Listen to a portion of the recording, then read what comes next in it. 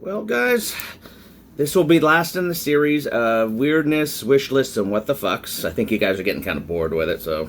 But, I'm pretty much down to the last of my videos that I've made concerning these issues.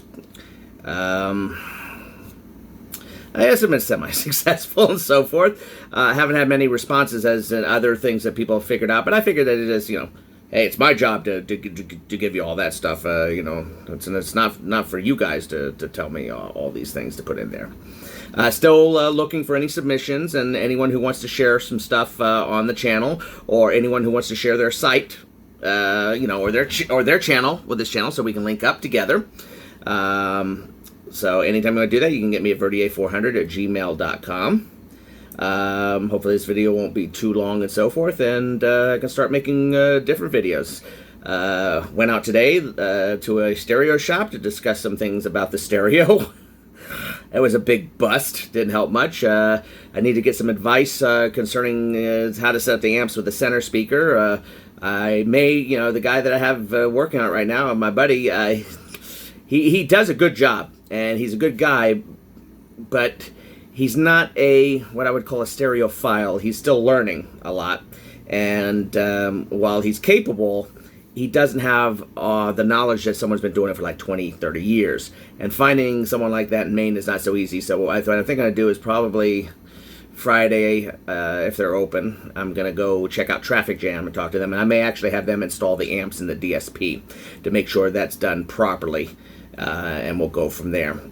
So otherwise, today was a bust for that kind of drive and so forth. Looking at a few other options and ideas that I'm going to do in the car. Also looking to make a video on why we love the Insight, and maybe a video on the Ford Fusion of what I really hate about that car, because there are a few things on that car that really just suck ass. So I will keep this short. You guys have any questions, comments, thumbs up, thumbs down? Whatever you like. I'm impervious. I'm not. I'm actually, I wear my heart on my sleeve, but whatever. I do this for fun. So, away we go with part 5 of the weirdness, wish lists, and what the fucks. This is Verdier, and I will talk to you later.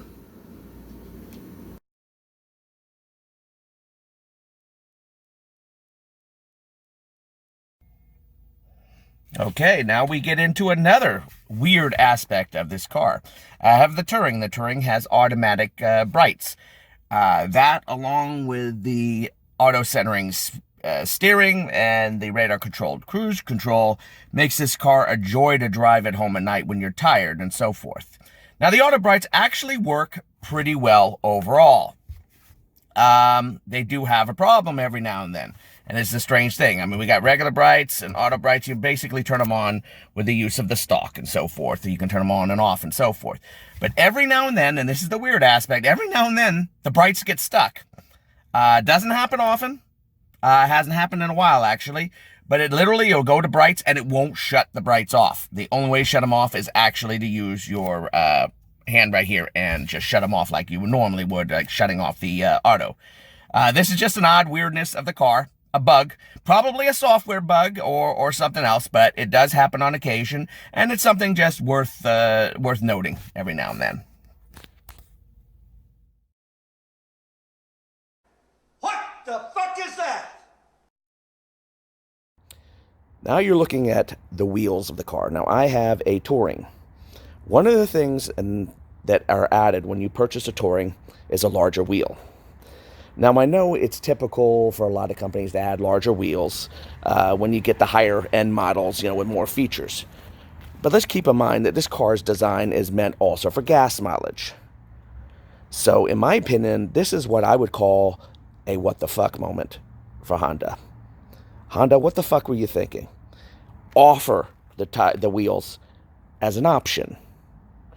If you really want to add something to the Touring, give us the parking sensors.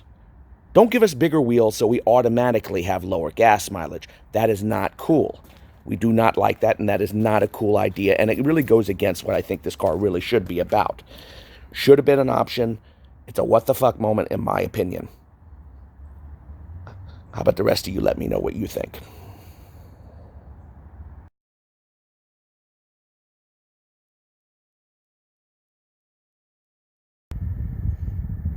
Now we're going to get into discussions about something that is a lot of weirdness. It has to do with the technology of this car and its safety systems. This car has a lot of safety systems, and since this is basically a negative type of video, or you know, like what the fucks and so forth, we're not going to get into how great it is and all that. We'll get into that into another video, which I will do later on.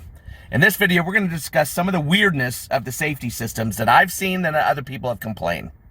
Starting with my favorite and the one dearest to my heart, the automatic cruise control. And the fact that while it works generally pretty well across the board, it just doesn't like anything that's sitting still at a light if you're going 30 to 35 miles per hour. It will routinely fail to see cars sitting at a light when you're going in that speed limit. This is probably a mixture of problems. Some aspect of it is going to be limitations overall of the system itself. But I think that more of the limitations have the system is implemented on this car, because to make things more annoying is that it doesn't happen, or hardly ever happens, on my Ford. My Ford also has automatic cruise control with radar guidance, and it has no such problem whatsoever. Or it does, but very rare. Very rare. This car does it quite often. So for the for automatic, for the radar controlled cruise control, the fact that this car nearly over 50% of the time will not see cars if you're driving at 30 to 35 miles per hour and you come up on cars stopped at a stoplight. That is very annoying, and it needs to be worked on. I would call it a what the fuck, but I don't really like to go too far in that. Honda, I don't know. Maybe the systems need to be tweaked. Maybe they're just not aimed right. I don't know. So that's it with the radar cruise control. Next, for the safety systems, the emergency braking system, which also works very well at times. I've had it hit the brakes when I saw a pedestrian in the road. I saw the pedestrian. I thought it overreacted a little early, but you know, it's okay. You know, I mean, this is computer logic. It has to make its decision. It doesn't know what you're thinking. It tapped on the brakes and slowed me down. And it works basically generally well. Happily, I haven't had to deal with it. However, a lot of people, and I myself, have had false positives on these situations. False positives to the point where the car literally hits the brakes all on its own, which can be kind of creepy at times. It's only happened to me twice. Other people have reported it happening sometimes due to shadows on the roads in bright sunlight and so forth. It's very hard to tell when. I had it happen twice. Same drive, same areas, same everywhere I go. And all of a sudden, I mean, one, it was in the middle of the day. There wasn't bright sun. It was just regular day. And I was driving. All of a sudden, the darn thing hit its brakes. Everything was clear. I could see. I just hit the gas and went on my way. It flashed brake. And it slammed on the brakes. I hit the gas and everything was fine. And then once was in the evening, later at night, driving in a certain area, and all of a sudden it slammed on its brakes. I thought, you know, I looked real closely, started looking around. I said, maybe there's somebody, you know, in the road. Maybe there's something I don't see and the car sees it. There was nothing there. The car just decided out of the blue, it saw something, freaked it out, and it slammed on its brakes. That's another one of these issues that really needs to deal with. I've never, ever, ever had a truly false brake response from my Ford, but I do from this car. Twice. That's not a lot in that period of time, but some people have mentioned it quite a bit. And that will be the end of the brake bitching. Then we got road departure issues. I get a lot of false road departure issues when I crest over hills. I think this has I don't know. I mean, I'm under the impression road departures mostly has to do with the camera above. This camera right up here. See, there's my ugly face. Yes, you got to see my ugly face in the video. I figure most of the time it's camera related, and looking at the lines, maybe it loses track of the lines, or automatically says you're off road. You're off road. This happens once a week on average. I get a lane departure, especially when cresting over semi-steep hills. Sometimes I just get it for no reason. I can't see why. I don't think the camera is as good in this car as it is in the Ford. Again, I've never had that issue with the Ford. The Ford has its own issues when it comes to lane departure, but that has to do with the stupidity of its design of how its lane departure works. So we can get into that on another date. But the lane departure system also tends to act a little wonky at times on this car. I'm going to list all those as weirdnesses rather than what the fucks. I mean, these are things obviously that have to be worked on. Technology-wise, maybe better placement, higher-end camera, more software revisions, which Honda hasn't done either. There's been no software revisions, as far as I can tell, on the Insight for the time it's had, and it has lots of radio crashes. So we're going to leave this into the weirdness category of weirdness as part of the safety systems.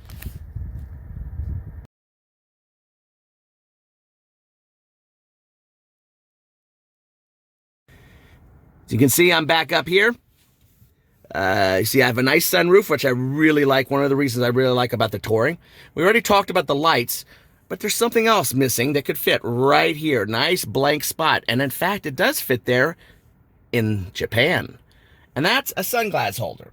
Not the most important thing to me, but more of a wish list for a lot of people. They can put it in the Japanese one. Of course, the Japanese one doesn't have a sunroof. At least not available, not as far as we know. But I can't see why they can't put a sunglass holder right there. I don't know if it's a cheapness factor. It's just something I didn't think of in this case. I don't know. Maybe the Japanese need sunglass holders more than us. Maybe we don't need it. But I'm going to put that as an oddity and a wish list kind of situation.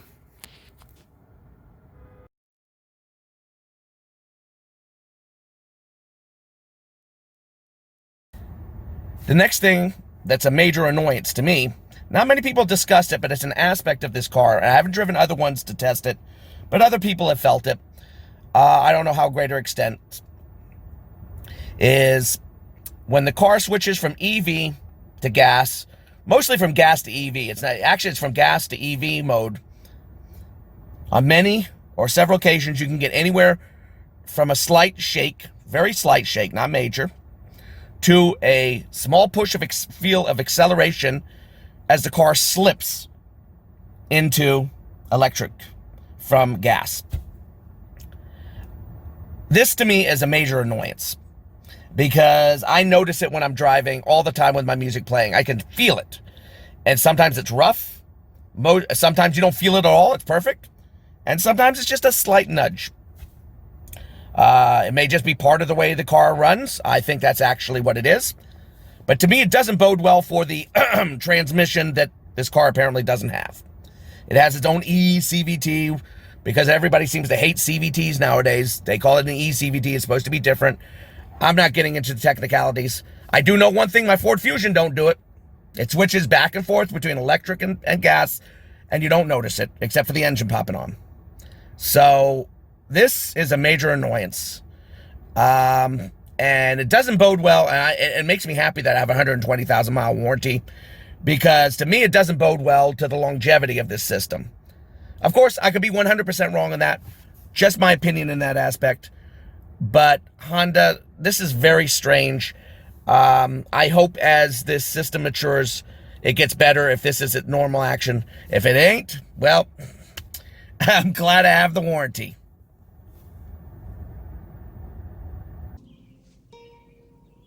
What the fuck is this piece of shit? Now we're going to get into an interesting quirk of this car that leads into an interesting what the fuck. This is where your washer fluid is. No problem. Some people have complained you got to be very careful about loading this thing because it's kind of curved. See how it's kind of, no, I'm not getting a good view. It's kind of hidden in there. It's kind of smushed in there. I can imagine how expensive this thing is to replace. A lot of people, or at least some people, have had trouble filling that thing in. Mostly because it'll just overflow. So that's just kind of a quirk. Just, I guess, hey, we got to find a place. We got to put washer fluid somewhere. We have to have it. So they stuck it there. Fine. We'll put that as a quirk. But here is an unverified, but I think it's pretty true, but an unverified what the fuck. If you live in Canada, you will get a miles per hour digital speedometer. Yeah. You know what else you'll get? you'll get an alert if that's low. If your washer fluid's low, you'll get an alert. You know what you won't get in America? You won't get a miles per hour digital speedometer. And also, you won't get an alert when that's low. What the fuck? Now, I haven't verified this. You see, I don't use my washer fluid that much. I keep my car pretty clean most of the time, at least on the outside. The inside needs a good cleaning. But I wanted to pass that on as another totally, what the fuck? Okay, guys, that's it. That's the last of the weirdness wish list and what the fucks. I'm sure you guys are breathing a sigh of relief. You don't want to hear any more crap about your wonderful insights. I love my wonderful insight. If you heard a little tweet, that's my fire alarm tweeting. It's time to change your battery. Before I get a bunch of hate mail concerning the transmission on the car, I've been through this a lot with several people. I get different answers. One person tells me it's a double clutch system, which it very well may be. It's a beltless system. It's not really a transmission. I honestly do not know. I have had an explanation for this feeling of slipping when the car engages from engine to electric vehicle, as is one of the weirdnesses I listed. The explanation's way beyond my understanding and knowledge. I'm not that smart. I'm just a typical consumer who loves the insight, and I'm just having a lot of fun talking about it. So please, no hate mail telling me how I have no idea what I'm talking about. Well, no, okay, go ahead, hate mail, whatever. I know what you guys are gonna do. Whatever you want to do. But I don't know anything about this transmission. All I know is about 25% of the time it gives you a burst of acceleration before switching into electric mode, or it shakes or it bumps. And the thing that bothers me the most about it is that the Ford Fusion Energy does not do that. And that bothers me more than anything else. I love my Ford Fusion Energy. I adore my Honda Insight.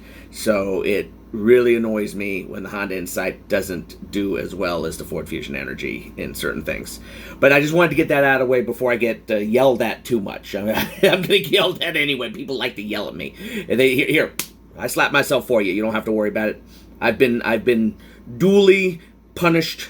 My belly is exposed. I submit. Guys, it's been fun. I'm gonna try to work on other videos. It may take me a couple of weeks on the next one.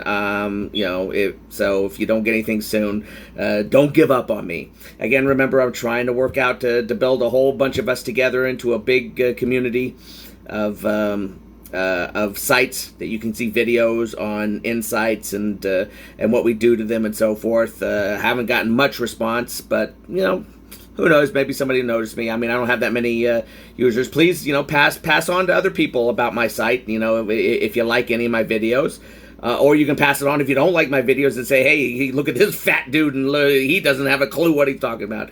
Whatever. I can take the abuse. I've been abused all my life. I can take more abuse. Go right ahead. But all in fun. I hope you at least found some fun in some of these videos, and I'm having a great time making them. And I just want to let you guys know I do it as much for you guys as I do it for myself.